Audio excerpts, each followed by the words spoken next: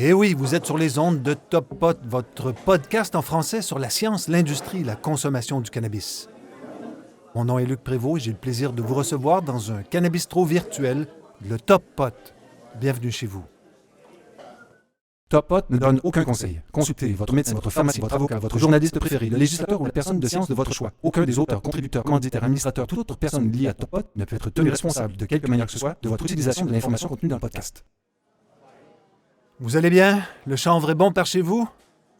Aujourd'hui, c'est encore un épisode de pot flanage. J'ai eu beaucoup de Rex très positifs. Un Rex, c'est un retour d'expérience. Merci de vos encouragements.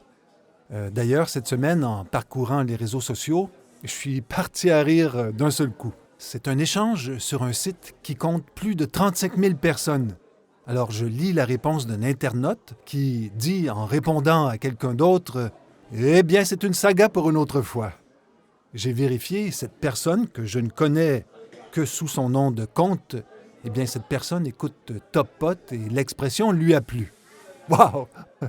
Salut FJOERGYN23. Alors, c'est toujours un peu renversant. J'ai vu aussi des gens parler d'OVNI. Ça aussi, ça m'a fait rigoler. Si vous n'êtes pas un voyageur fréquent sur Top Pot, une OVNI, pas un, mais bien une OVNI, c'est une opinion vulgaire non informée. On a tous le droit de dire n'importe quoi. Mais moi, je vous avertis avant. Par délicatesse, je dirais. OK, vous le savez, hein, quand je suis au comptoir du Top Pot... Seconde. Et MJ? Ouais, mon habituel. Mon habituel, c'est un double expresso, triple dose de CBD. Alors, aujourd'hui, par où va-t-on commencer à flâner? C'est important de commencer à tourner en rond à la bonne place. Et je pense que j'ai trouvé un bon spot pour nous lancer. Vous avez tous bien vu que l'industrie canadienne du cannabis tente de faire des pressions sur le gouvernement ou les gouvernements pour faire annuler ou tout au moins réduire la taxe d'assises. Si vous écoutez Top Pot depuis un bout de temps, vous savez déjà tout. L'épisode 107, intitulé « Comment tuer une industrie du cannabis », fait le tour du sujet en s'inspirant du travail de Dan Sutton. Évidemment, ce sont des intérêts de l'Ouest canadien qui ont trouvé la force et l'énergie de créer un document remarquable. Ça s'appelle Stand for Craft. Et on trouve le document à standforcraft.com. Dans cet épisode 107, j'avouais candidement que je ne savais pas qui se qualifiait à titre d'entreprise artisanale de cannabis, le Cannabis for Craft. Canopy, Aurora, seulement les microproducteurs, seulement les entreprises qui vendent leurs grammes de pot à plus de 10 $. Je ne sais pas et je disais dans cet épisode que cela serait également une saga pour une autre fois. Alors c'est ce mec, ce gars qui s'appelle Dan Sutton qui est le producteur autorisé derrière Tantalus Labs, T-A-N-T-A-L-U-S Labs. Et voici ce que l'on peut lire sur son site. Cannabis durable en petite quantité, fabriqué en Colombie-Britannique. Tantalus Labs se concentre sur la production de cannabis exceptionnel avec des méthodes de culture durable. Et il y a comme un sous-titre que j'adore. La meilleure façon de prédire l'avenir est de le construire. Juste une seconde. Merci MG.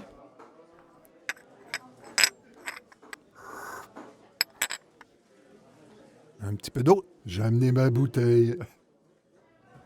OK. Donc, cette semaine, j'ai eu la chance de croiser M. Sutton sur Twitter et j'ai pu lui poser la question que je me posais depuis des mois, depuis, entre autres, l'épisode 107. Qui se qualifie pour être un producteur de cannabis artisanal? En anglais, le fameux craft cannabis. Alors, M. Sutton m'a répondu sur Twitter, et là, je le cite texto, évidemment. Let's call it a small to medium enterprise under 100 employees for the purposes of that discussion. Alors, quand tu fais du lobbying, c'est important de préciser qui sont les bénéficiaires de tes actions. Hein? Tout part de là quand même. Alors, pour moi, ça reste encore malgré tout vague. Car je connais plein d'entreprises de moins de 100 personnes qui ne méritent pas cette appellation de cannabis artisanal. L'artisanat mérite mieux qu'une définition toute croche ou inachevée. On peut, par contre, tous comprendre que l'industrie ne veut pas se priver de certains joueurs dans cette bataille. Et il s'agit d'une industrie qui se structure en tentant de survivre. Donc rien de facile en soi. Mais l'engagement de M. Sutton est remarquable. Et sur la simple foi de son travail bénévole pour l'industrie, je suis enclin à lui faire confiance. Évidemment qu'il va en bénéficier aussi. Mais ça va bien, c'est légal, il n'y a pas de problème. Son discours est droit. Évidemment, il défend son beefsteak, au passage. Mais comme son site l'affirme si bien, la meilleure façon de prédire l'avenir est de le construire. Alors comment engager le public dans le combat d'une industrie? Pourquoi ne pas tenter de recruter d'ailleurs les consommateurs qui sortent massivement de l'illégalité? Il y a 4 ans, on achetait tous du marché noir avec tous les risques que cela comporte. Cette semaine, j'ai commencé à mettre les épisodes de Top Pot sur mon site Bon Stock. Alors j'ai écrit récemment un article sur l'existence de l'esclavagisme dans le marché noir au Canada. Et donc, j'ai pu mettre un lien qui renvoyait à l'épisode 72 qui expliquait une recherche sur la dangerosité des produits illégaux au Nouveau-Brunswick. En gros, voici ce que je disais. Les échantillons de cannabis provenant du marché légal et illégal ont été testés uniquement par les scientifiques du Conseil de la recherche et de la productivité du Nouveau-Brunswick, qui est une société d'État sans but lucratif avec toutes les accréditations ISO pertinentes. On ne peut pas faire plus légal que ça. L'équipe de la dame qui s'appelait Betelho, B-E-T-E-L-H-O, eh bien, cette équipe a testé 7 échantillons différents de fleurs et 6 échantillons différents de mangeables ou de produits comestibles provenant du marché noir. Parallèlement, l'équipe a aussi testé 4 échantillons de fleurs et 5 échantillons de produits mangeables provenant du marché légal. Alors, j'ai eu un autre témoignage après que j'ai mis un court extrait de l'épisode sur test effectué par Mme Betelho et son équipe. Eh bien, un lecteur de Bon Stock m'a écrit pour me dire qu'il arrêtait d'acheter des produits du marché noir, suite au témoignage d'une équipe de scientifiques sur la dangerosité de ce qui était disponible. Et là, j'exclus évidemment les problèmes d'esclavagisme, mais s'il y a de l'esclavagisme, on peut imaginer que les produits ne seront pas très, très propres. Alors, pour des raisons de confiance, évidemment. Et c'est là, je pense, que se trouve la pierre angulaire de la participation potentielle et utile du public dans le combat de l'industrie du cannabis. Tout passe par la confiance. C'est ce qui était aussi à la base de la loi sur le cannabis et de la promesse de M. Trudeau. Et cela nous amène en courant à la première nouvelle de la semaine. Le journaliste Patrick Williams du média Cannabis Business Times s'intéresse au magasinage de labos dont est coupable l'industrie. Il écrit sur la réalité du marché américain. Mais l'industrie canadienne, et c'est largement documenté, donc l'industrie canadienne du cannabis se livre aux mêmes manipulations. Et le sous-titre de l'article de M. Williams est « L'entrée en matière parfaite ».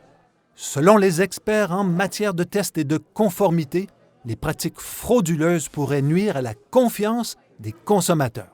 Fin de la citation. Évidemment, je pourrais nommer des labos et des intervenants québécois ou canadiens, mais c'est plus simple de parler des Américains. Comme ça, personne ne va m'accuser d'être de mauvaise foi ou de protéger une province plutôt qu'une autre.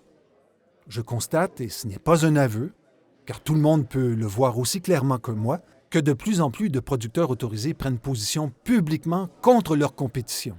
C'est précisément ce que je ne veux pas faire. Personnellement, je trouve que ces acteurs de l'industrie se tirent une balle dans le pied. Alors revenons à l'article du journaliste Patrick Williams qui affirme que non seulement l'industrie triche sur la teneur en THC, mais aussi sur la teneur en produits contaminants. Ça fait très mal au cerveau. Le magasinage des résultats les plus favorables s'étendrait aussi maintenant aux contaminants microbiologiques, aux pesticides et même aux solvants résiduels dans les concentrés. L'inverse est également vrai. Il y a des producteurs de chanvre qui veulent des résultats inférieurs à la limite fédérale américaine de 0,3 % de THC delta 9. Et l'industrie ne se cacherait même pas en formulant des demandes explicites. Je veux tant ou tant, sinon je vais travailler avec un autre labo. Et les bonnes pratiques de fabrication et de production, aux poubelles. Aux États-Unis, Il existe par contre maintenant un test conforme et parfaitement applicable à tous les États. Le National Hemp Testing Panel teste 18 cannabinoïdes, 105 pesticides, 24 métaux lourds, 55 solvants industriels potentiels, 17 micro-organismes différents, ainsi que la teneur en humidité, l'activité de l'eau et les terpènes, affirme donc cet article de CBT, Cannabis Business Times. Ce test est une initiative du labo ACS Laboratory, qui affirme être le plus grand centre d'analyse du chanvre et du cannabis dans l'Est des États-Unis. Si vous êtes un producteur autorisé que vous utilisez leur service, n'hésitez pas, je suis curieux d'en savoir plus, lucprévost@hotmail.com ou luc@bonstock.québec. Ce labo tente, dans les faits, de remplacer les régulateurs fédéraux qui n'ont pas jugé bon de proposer des protocoles précis. La situation canadienne est différente, mais il n'existe pas de protocole précis pour l'échantillonnage, toujours pas. C'est un énorme problème que Santé Canada pourrait résoudre très facilement, très rapidement. D'ailleurs, j'ai découvert qu'aux États-Unis, il y a des producteurs qui évitent complètement les tests de contamination dans le secteur du chanvre. Et là, je vais citer texto l'article de Williams. Il est donc possible d'envoyer un échantillon pour tester les matériaux lourds, puis le même échantillon pour les pesticides et les solvants résiduels, en essayant de collecter tous les points de données différents qu'ils veulent. Il s'agit donc d'un seul lot qu'ils envoient ensuite à tous ces différents laboratoires en essayant de recueillir les chiffres qu'ils veulent pour refléter leurs produits. Fin de la citation. Au moment même où l'industrie canadienne du cannabis tente de convaincre le gouvernement fédéral de revoir sa taxe d'assises, on assiste à une perte de confiance des consommateurs dans la qualité de l'information de l'étiquetage des produits vendus sur le marché légal, médical et non médical. Ces doutes, je les vois quotidiennement exprimés sur les réseaux sociaux. Les curieuses qui veulent mieux comprendre les enjeux de l'échantillonnage peuvent écouter l'épisode 57 de Top Pot qui fait le tour de certains problèmes dans le contexte canadien avec un biochimiste québécois. Je vois toutes les semaines des rapports qui confirment que l'étiquetage des produits de CBD en Europe et aux États-Unis est catastrophique. En Europe, c'est ridicule. Des produits sont vendus avec l'objectif de tromper les consommateurs, rien de moins, c'est clair. Vous voyez, j'évite de parler de la situation canadienne.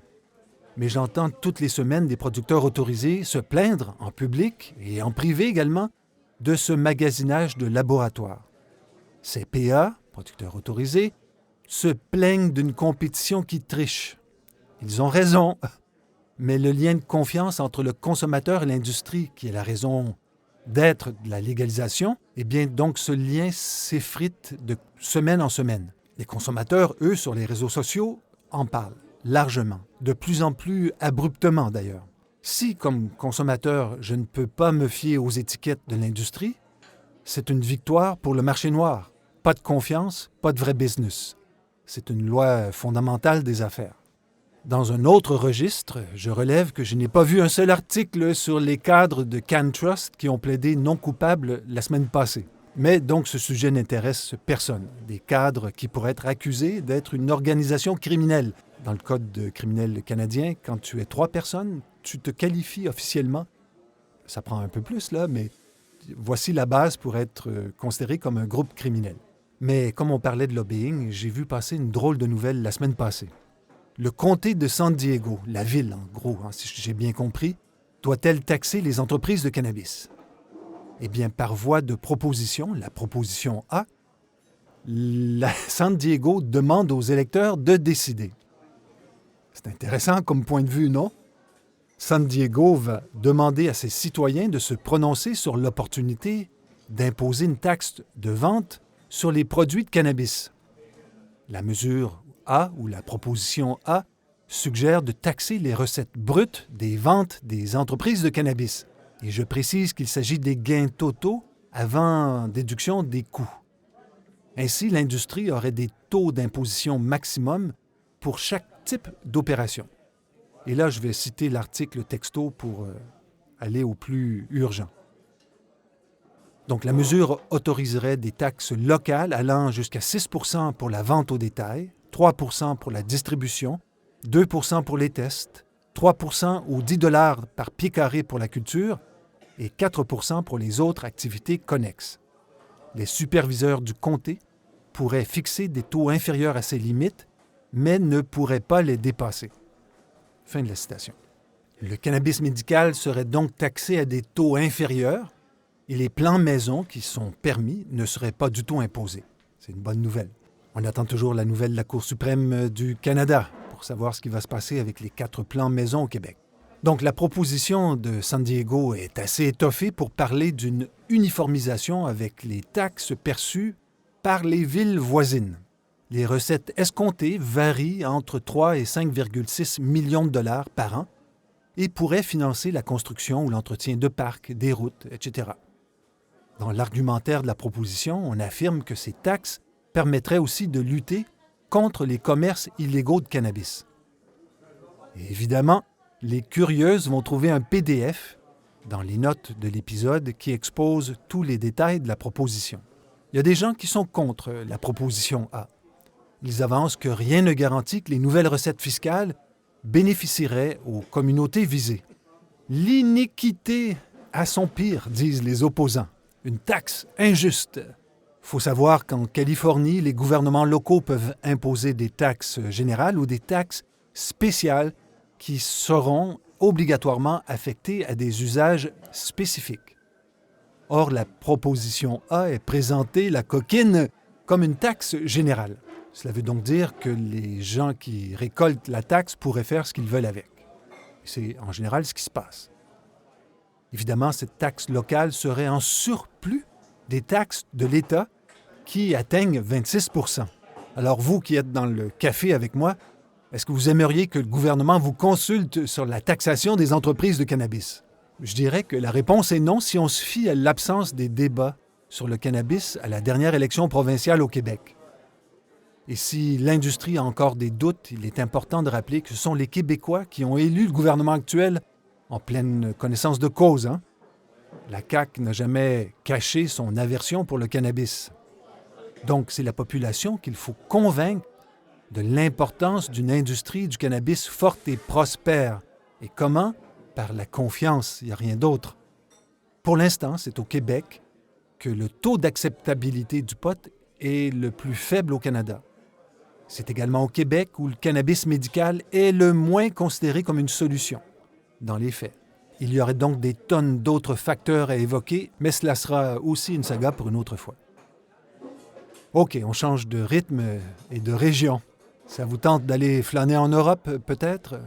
Une chaîne de télé régionale française va diffuser un reportage sur la mocromafia. C'est quoi la mocromafia? Eh bien, je vais reprendre l'annonce du reportage, texto. En quelques années, les Pays-Bas et la Belgique sont devenus les plaques tournantes du trafic de drogue en Europe. Près de 80 % de la cocaïne consommée sur le continent transite par les ports de Rotterdam et d'Anvers.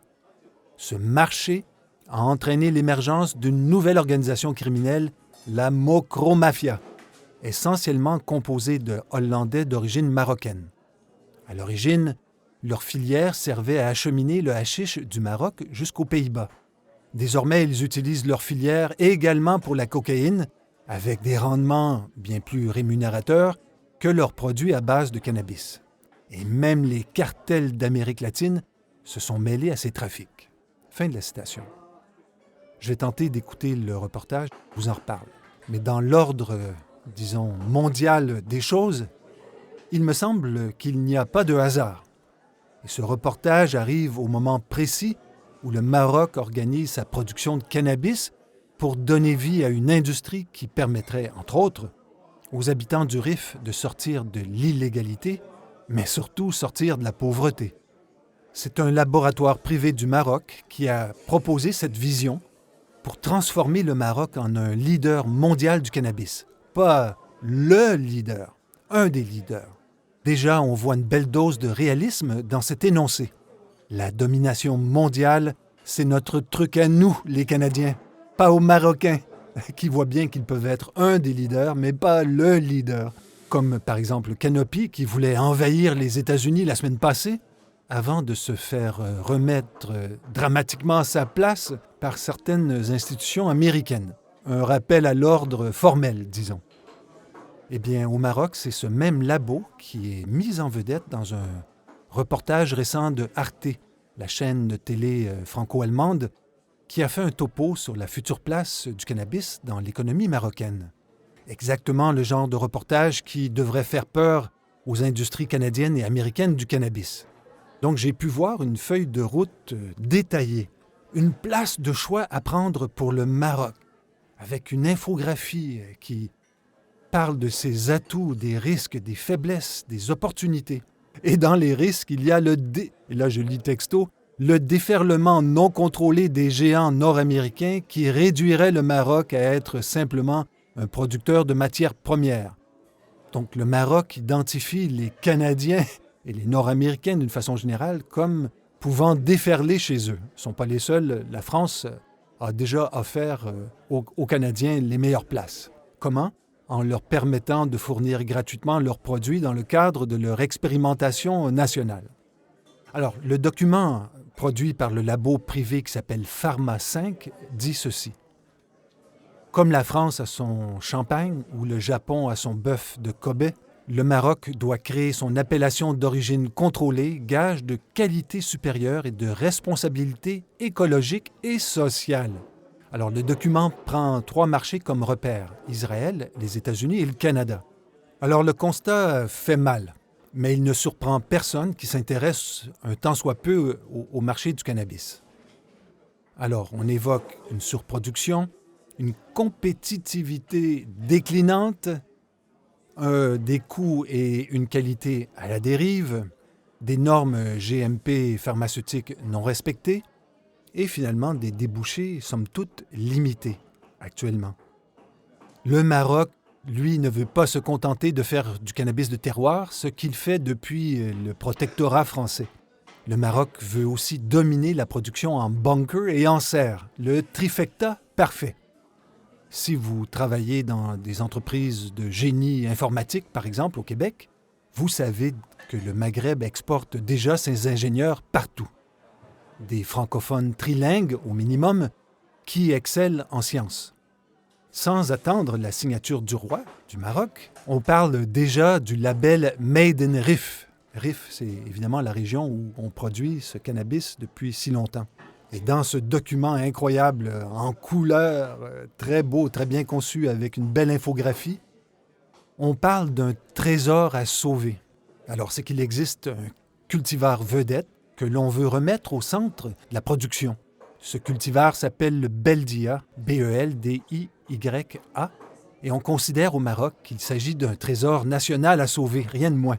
C'est une variété plus respectueuse de l'environnement. Pourquoi? Parce que historiquement, les gens ont appris à vivre avec et à l'apprivoiser. Le Beldia est cultivé en hiver, car les eaux de pluie suffisent à sa croissance et il nécessite peu ou pas d'intrants agrotoxiques. Il est quelle heure? Oh, c'est l'heure. Juste un instant. Hé, MJ, merci pour tout, encore une fois. Plein de gens demandent de tes nouvelles. Je leur dis quoi? OK. Alors, je disais quoi? Ah oui, le Maroc devrait être très bientôt un compétiteur du Canada pour l'obtention des marchés européens. Je pense que nous sommes tous d'accord, même en triplant le salaire des ouvriers marocains, leur cannabis sera beaucoup moins cher que celui produit au Canada. Et cet écart va inéluctablement s'agrandir au fur et à mesure que la syndicalisation va apparaître dans l'industrie canadienne. Ce n'est qu'une question de temps et le conflit entre la SQDC et ses employés nous le rappelle à tous les jours. OK, j'ai encore le temps de partager au moins une info pertinente. On a tous vu passer sur les réseaux sociaux des affirmations à l'effet que le cannabis pouvait traiter efficacement les symptômes du COVID. Eh bien, j'ai vu cette semaine une recherche très intrigante dont le but était de mesurer l'efficacité d'un produit qui s'appelle Formula C. Il s'agit d'une préparation de CBD et de terpènes de fleurs pour gérer les symptômes du syndrome post-aigu du COVID-19, le fameux COVID long. Donc, un groupe a reçu le produit Formula C et l'autre un placebo. En cours d'expérimentation, quelqu'un a eu un doute et on a procédé à une seconde analyse du placebo qui a confirmé l'absence de CBD, mais Le placebo contenait aussi une concentration médicale inattendue de terpènes. Donc, un faux vrai placebo. Malgré tout ça, on a décidé de poursuivre l'étude. Au final, on s'est aperçu que les deux groupes allaient mieux. Donc, malgré l'absence d'un vrai placebo pour comparer, cette recherche pourrait être le début d'une preuve que ce n'est pas le CBD qui est l'ingrédient actif le plus important. Je trouve ça assez fort quand même. Alors partout, on entend que le CBD va sauver le monde entier et même guérir du cancer des sabots chez les chevaux. Cela me fait penser à un autre fait divers incroyable. Cette semaine, on a appris qu'un tableau de Piet Mondrian a été accroché à l'envers dans différents musées depuis qu'il a été exposé pour la première fois il y a 75 ans. Alors, Mondrian est un artiste abstrait néerlandais connu. Ce tableau, qui date de 1941, c'est un mélange de lignes noires, jaunes, rouges et bleues qui sont en fait des bouts de ruban adhésif, du tape, quoi. Ce tableau avait un sens pour Mondrian, mais il a toujours été accroché à l'envers. Tous les musées, sans se poser de questions, accrochaient le tableau de Mondrian comme le musée précédent. Et parfois, j'ai l'impression que c'est la même chose en science, pas juste pour le CBD, mais dans le cas qui nous intéresse, pour le CBD. Ou encore pour la fameuse phytoremédiation qui, selon toutes les histoires que l'on peut lire, permettrait de décontaminer le sol radioactif sur les lieux de l'expérimentation française à Tahiti, par exemple. C'est un exemple fictif. D'après ce que je peux comprendre, 1. Cela n'a jamais encore été prouvé, et 2. Personne n'a jamais pu m'expliquer ce que l'on fait avec les plants de cannabis qui auraient capté la radioactivité présente dans le sol. Il me semble que c'est important. Personne n'en parle jamais. Moi, ça me fait rire. Tu fais quoi avec ces plants-là? Tu les brûles? Ou tu fais un trou plus loin et tu les enterres? Je ne sais pas. Je n'ai pas de réponse. Et je ne suis pas le seul.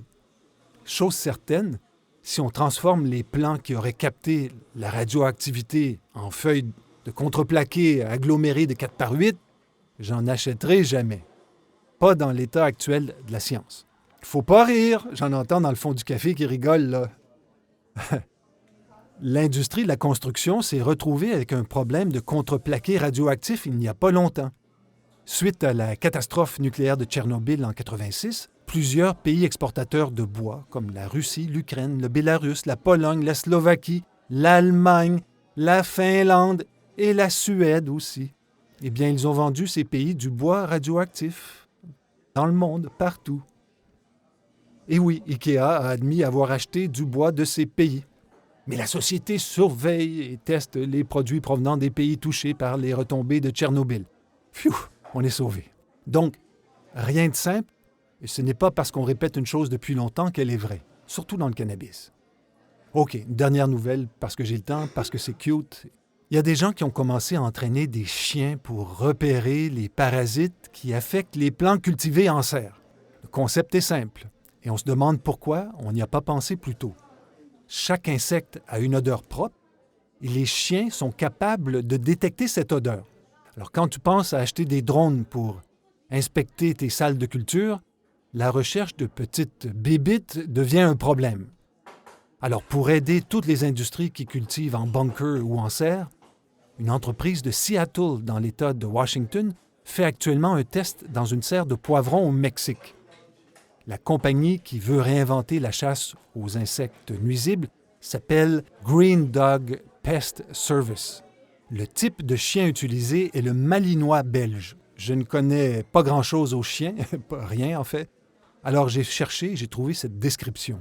Le berger belge malinois est un extraordinaire chien de protection, de garde et de défense. Il est intelligent, attachant, vif et se montre d'une fabuleuse loyauté envers son maître. Il est joueur et présente un avantage à l'entretien par rapport à ses cousins belges. De plus, sa santé solide ne demande aucune dépense superflue. Le berger belge malinois est notamment reconnaissable à son masque s'étendant des lèvres aux paupières. Fin de la citation. La nouvelle dit que les chiens utilisés seraient aussi des rescapés. J'imagine que cela veut dire qu'ils viennent d'un refuge animal. Au départ, l'entreprise voulait dépister des punaises de lit. Pourquoi pas? Les chiens peuvent détecter plein de trucs. Au Québec, dans l'industrie de la construction, Il y a une compagnie qui louait ou qui loue encore un chien pour détecter l'humidité dans les murs. J'ai déjà eu des problèmes avec la PCHQ et j'ai songé appeler ou louer le chien pour une journée. Alors, c'est suite à une demande d'un producteur autorisé de cannabis de la Colombie-Britannique que l'entreprise a décidé de pivoter vers ce genre de détection. Les chiens peuvent facilement être entraînés à détecter uniquement les insectes qui ne sont pas bénéfiques. Non, le chien ne sait pas encore téléphoner au maître cultivateur. Il doit être accompagné d'un maître chien qui confirme le diagnostic original ou initial de son animal. Un des principaux avantages de l'utilisation d'un chien est qu'il permet la détection d'une toute petite population d'insectes, une population qui peut être éliminée avant qu'elle se démultiplie rapidement. Donc, plus la détection se fait tôt, plus les ravages sont faibles. Donc, on parle d'économie d'argent et de temps. C'est incroyable comme ça peut être bénéfique. Donc, les pucerons présents dans un plant de cannabis sont immédiatement détectés par un chien bien entraîné. L'entreprise américaine veut étendre ses services aux cultures extérieures et croit que ces animaux pourraient aussi détecter, et ça c'est fabuleux, donc ces chiens pourraient détecter aussi des maladies racinaires en extérieur. C'est fort. Il n'y a pas un maître cultivateur au monde qui a le nez assez fin pour faire ça. Je sais que dans la culture chinoise, depuis au moins 2000 ans, on peut louer les services de canards qui se promènent dans des parcelles cultivées en mangeant des parasites. Donc, c'est une job, ça, qui revient à la mode en Amérique. Pas pour le cannabis. Pas encore. Alors, qui sera la première entreprise québécoise dans le cannabis à utiliser des chiens détecteurs de parasites? J'ai une ovni, oui, une opinion vulgaire non informée à partager. Eh bien, je pense qu'il va s'agir d'une entreprise qui fait du cannabis de terroir sur une grande surface. C'est pas demain qu'un chien va vouloir se syndiquer. Et voilà. C'était le 125e épisode de Top Pot. Questions, commentaires, critiques, n'hésitez pas à m'écrire. lucprévost@hotmail.com. Je vous remercie pour votre écoute, vos partages et vos suggestions. Allez, bonne semaine, beaucoup de bien-être et bon chanvre.